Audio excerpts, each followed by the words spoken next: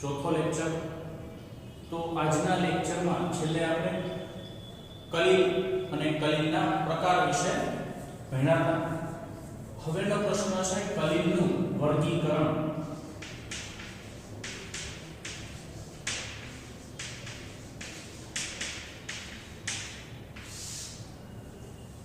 તો કલીલના વર્ગીકરણના બે ભાગ છે। એમાં પહેલું એના સ્વભાવના આધારે વર્ગીકરણ। કલીલના સ્વભાવના આધારે વર્ગીકરણ એના બે પ્રકાર છે। એક છે દ્રવ્ય અનુરાગી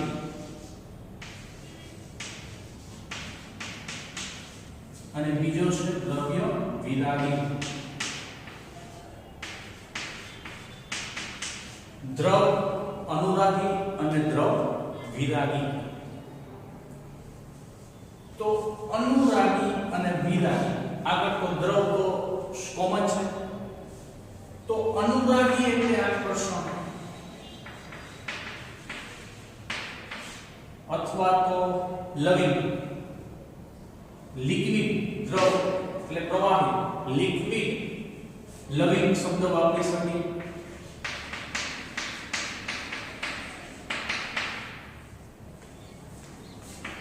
વિરાગી એટલે કે લિક્વિડ પ્રવાહીને અપાકર્ષણ અથવા તો લિક્વિડ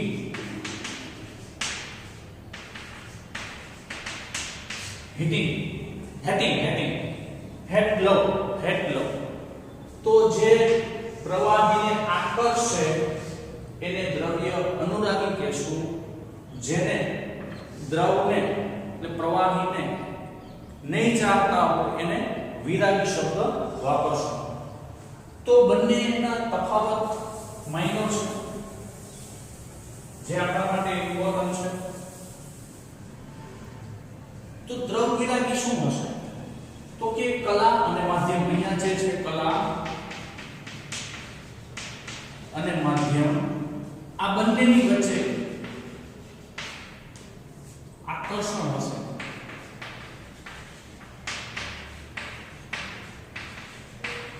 એટલે તો નામ એનું અનુરાગી છે।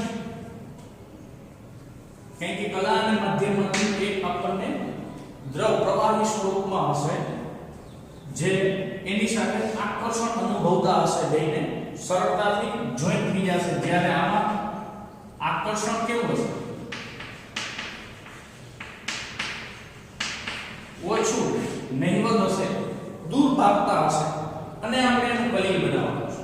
દૂર ભાગતા હોય અને કલીલ બનાવવા હોય તો સીધી વાત છે, મુશ્કેલ તો હોય। આને ઓલરેડી કલીલ બનવું જ છે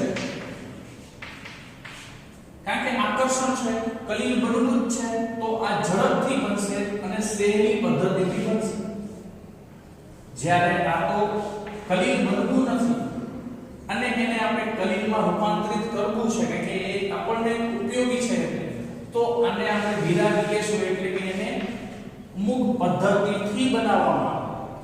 જ્યારે આ સામાન્ય પદ્ધતિથી બની જાય, જેમ કે લોટ પાણી, આપણે ઘરે રોટલી બનાવવા માટે જે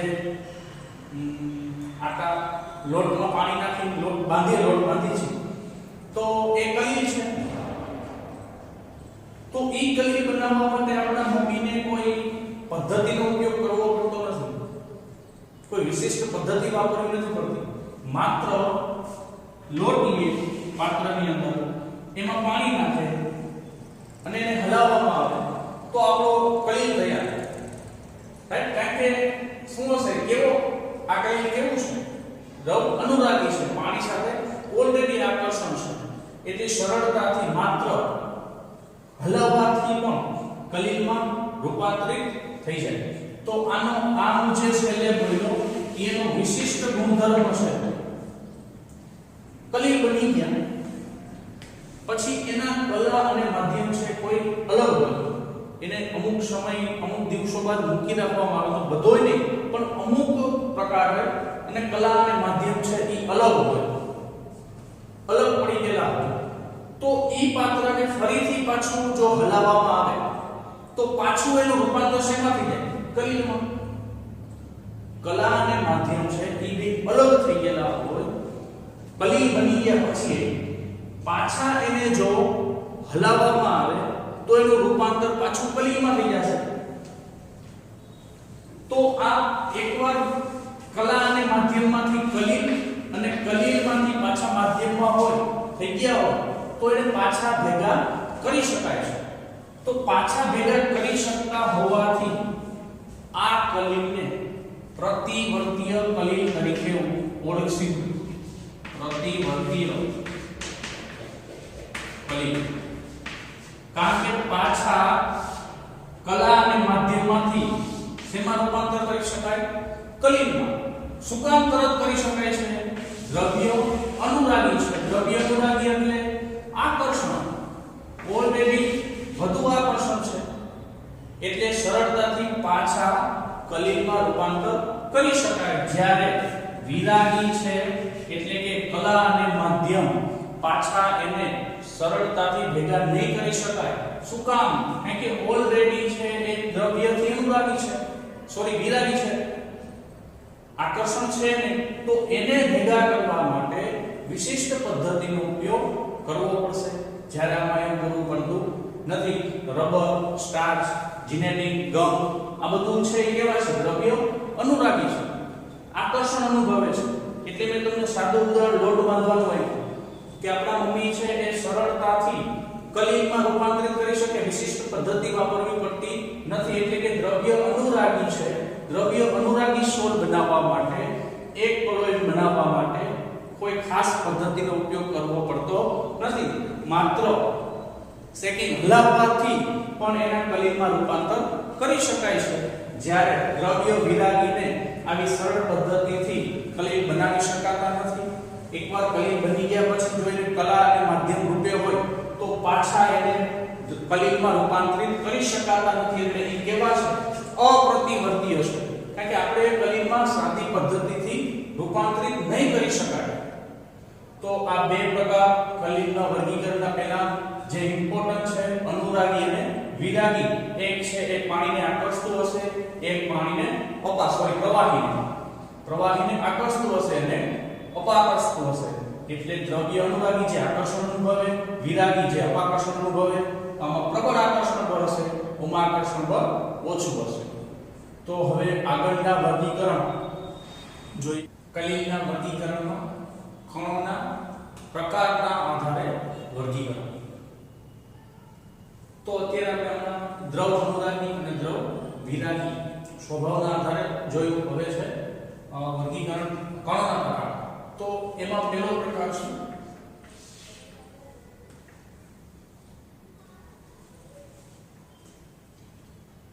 બહુઆણ્વીય કણો.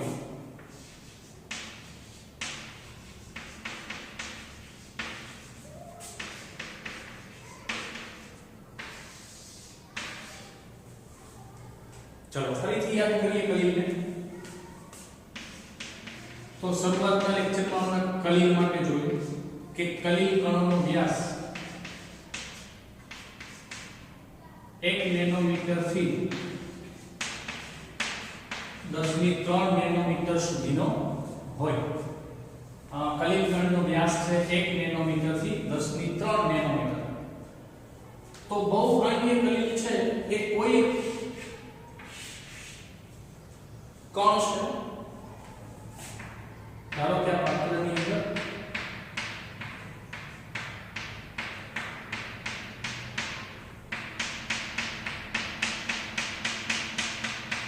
આ કોઈ કણો છે. આ કણોનો વ્યાસ છે આ રેન્જમાં નથી આવતો, આથી નાના છે. તો શું થશે? અમુક કણો છે એ ભેગા થઈ જશે. અમુક કણો ભેગા થઈ જશે. કેની રેન્જમાં આવી જશે? કલીલની રેન્જમાં. કલીલની રેન્જ 1 નેનોમીટર થી 10³ નેનોમીટર. તો ભેગા થઈ ગયા એટલે કે બહુઆણ્વીય અણુઓ ભેગા થઈને બન્યા. એટલે આ કલીલને બહુઆણ્વીય કલીલ તરીકે ઓળખાય. ગોલ્ડ છે એ આ પ્રકાર સલ્ફર S8 ના અણુઓ છે ઈ કલીલ જે બને છે ઈ બહુઆણ્વીય કલીલ તરીકે ઓળખાય. હવે એના પછીનું છે બીજા નંબરનું વિરાટ આણ્વિક.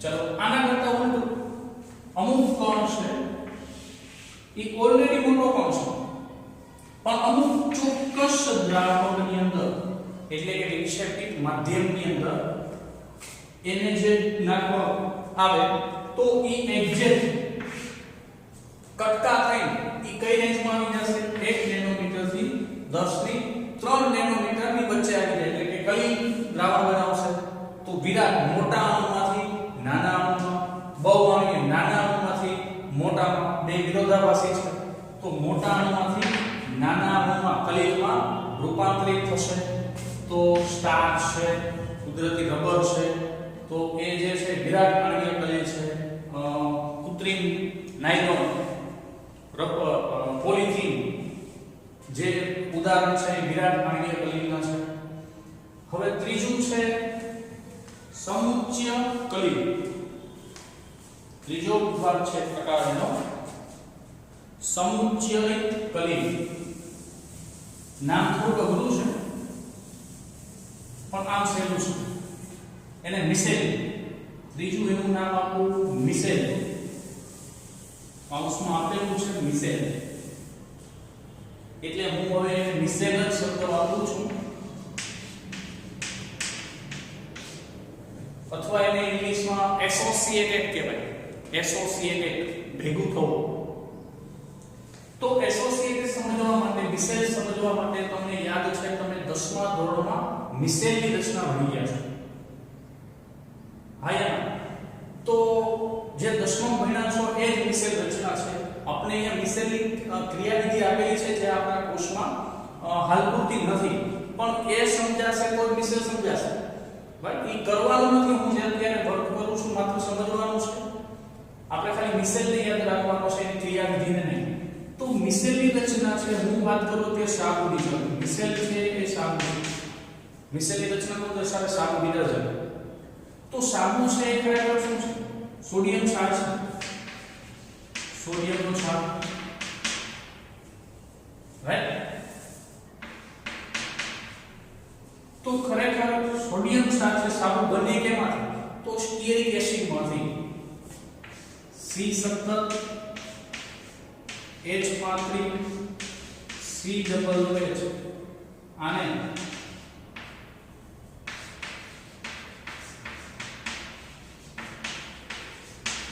સ્ટીઅરિક એસિડ કહેવાય.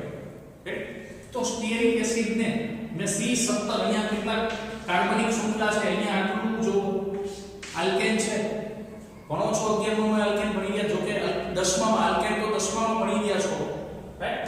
તો આલ્કેન શ્રેણી છે એ આગળની COOH છે.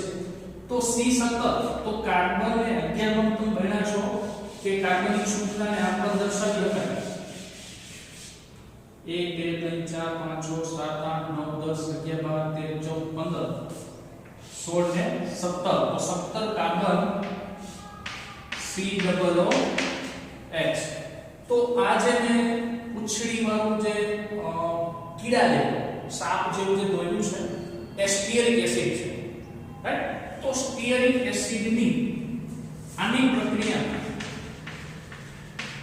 NaOH સાથે કરવામાં આવે તો શું થશે? અહીંયાથી આ છૂટું પડી જાય માઈનસ પ્લસ, અહીંયાથી H છૂટો પડી જાય પ્લસ માઈનસ.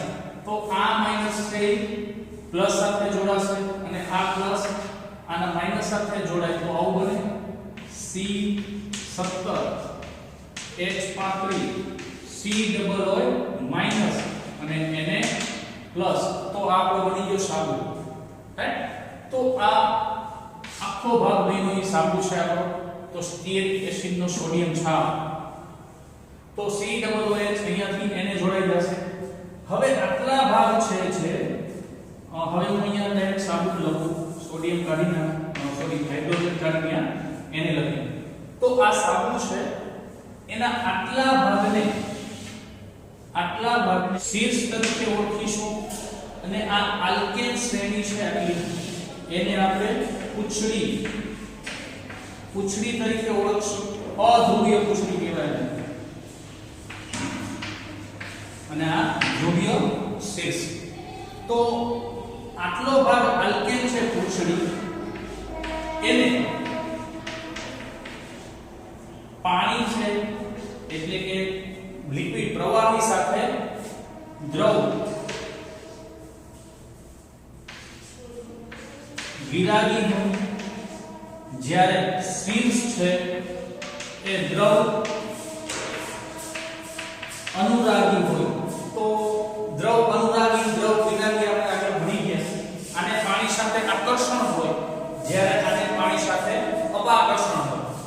તો આ ભાગ આટલો જે સાબુ છે, જ્યારે આપણે ડિટર્જન્ટ કે સાબુ છે એ કપડામાં મેલ દૂર કરવા માટે જ્યારે વાપરીએ ત્યારે શું થાય, સાબુ જેમ જેમ વપરાતો જાય એમ આના ભાગો છે એને હું અહીંયા લખું છું.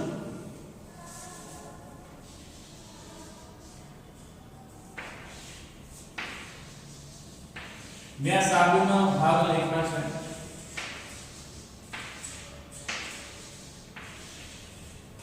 જ્યારે સાબુ ઓછી માત્રામાં જ્યારે હશે ત્યારે એ આવી રીતે હશે, બધા છૂટા છૂટા.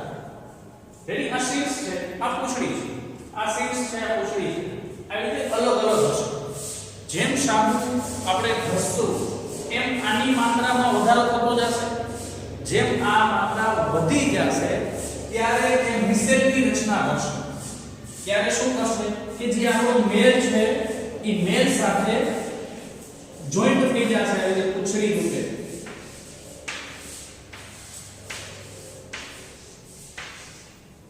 આવી રીતે એના ઉપર પકડ મેળવશે. તો આને આપણે મિસેલની રચના કહેવાય. રાઈટ? તો હવે અહીંયા શીર્ષ છે, આ મેલ આપણો છે, એ મેલ સાથે આલ્કેન જોઈન્ટ થઈ ગયો છે. એટલે આલ્કેન શ્રેણી છે અને અંદરનો મેલ છે એ મેલ ધારો કે ઓઇલનો ડગો, તેલનો ડગો, જેનું આપણા કપડાની અંદર મેલ છે એ આલ્કેન છે. કપડામાં જે ડાઘો થયેલો છે એ શ્રેણી કઈ છે? આલ્કેન શ્રેણી છે. અહીંયા આપણો સાબુની અંદર પૂંછડીનો ભાગ એ શું છે? આલ્કેન શ્રેણી છે. આ આખો ભાગ શું છે? CH આલ્કેન શ્રેણી છે. તો આ આલ્કેન ને આ આલ્કેન સાબુની કપડાની અંદર જે આપણો મેલ છે એ આલ્કેન. તો આલ્કેન આલ્કેન સાથે તો આકર્ષણ હોય, એક જ ઘરના એક જ ફેમિલીના સભ્યો છે, તો એ મેલ સાથે જોઈન્ટ થઈ જશે. તો અહીં નીચે શું રહેશે? માઈનસ આયન, એટલે કે શીર્ષ છે એ નીચે આવી રીતે હશે. હવે શું કરીએ આપણે? મેલ સાથે જોઈન્ટ પછી કપડા ધોતા ધોતા આપણે એમાં પાણી નાખીએ. તો પાણી આમ ધક્કો પાણીને મારશું એટલે પાણી સાથે આપણો મેલ પણ જતો રહે. શું કામ? કે આ શીર્ષ છે, અહીંયા આપણું પાણી હોય, તો એ પાણી સાથે કોણ જોઈન્ટ હશે? શીર્ષ. કારણ કે એની સાથે આકર્ષણ છે, મેં અહીંયા દર્શાવ્યું દ્રવ અનુરાગી. તો એ આકર્ષણ પાણી સાથે કોણ જોઈન્ટ હશે? શીર્ષ જોઈન્ટ હશે. શીર્ષ સાથે કોણ જોઈન્ટ હશે? પૂંછડી જોઈન્ટ હશે. પૂંછડી સાથે કોણ જોઈન્ટ હશે? આપણો કપડાનો મેલ જોઈન્ટ હશે. તો પાણી દૂર થશે, એની સાથે શીર્ષ દૂર થશે, શીર્ષ સાથે પૂંછડી દૂર થશે અને પૂંછડી સાથે આપણો મેલ પણ દૂર થશે, એટલે આપણું કપડા ચોખ્ખા થશે. તો આ રચના છે મિસેલની રચના કહેવાય. કેવી રીતે કાર્ય કરે છે કે આ જ્યારે ઓછી માત્રામાં હોય ત્યારે અલગ અલગ હોય, આની માત્રા વધે એટલે એ આખો આવી રીતે ગોળ ભાગમાં સમૂહ એટલે કે ભેગા થઈને એક રચના બનાવી, રચનાને મિસેલની રચના કહેવાય. તો આ ત્રણેય એના પ્રકાર છે. પહેલો આણ્વીય, બહુઆણ્વીય અને વિરાટ આણ્વીય, અને ત્રીજું મિસેલ. તો બહુઆણ્વીય અને વિરાટ આણ્વીય નાના અણુમાંથી મોટા અણુમાં રૂપાંતરિત થાય, મોટા અણુમાંથી નાના અણુમાં રૂપાંતરિત થાય, અને છેલ્લે મિસેલ એટલે કે ભેગા થઈ સાથે કાર્ય કરી અને મિસેલની રચના બનાવે.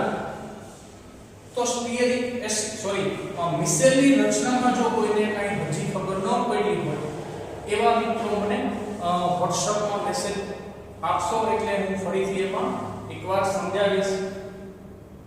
આ ત્રણ પ્રકાર અને બે આધારે ટોટલ 5 પ્રકાર એકવાર સમજી ગયા પછી, પાકું થઈ ગયા પછી આનું હોમવર્ક મને WhatsApp દ્વારા પહોંચાડવાનું રહેશે. હરિઓમ અસ્તુ.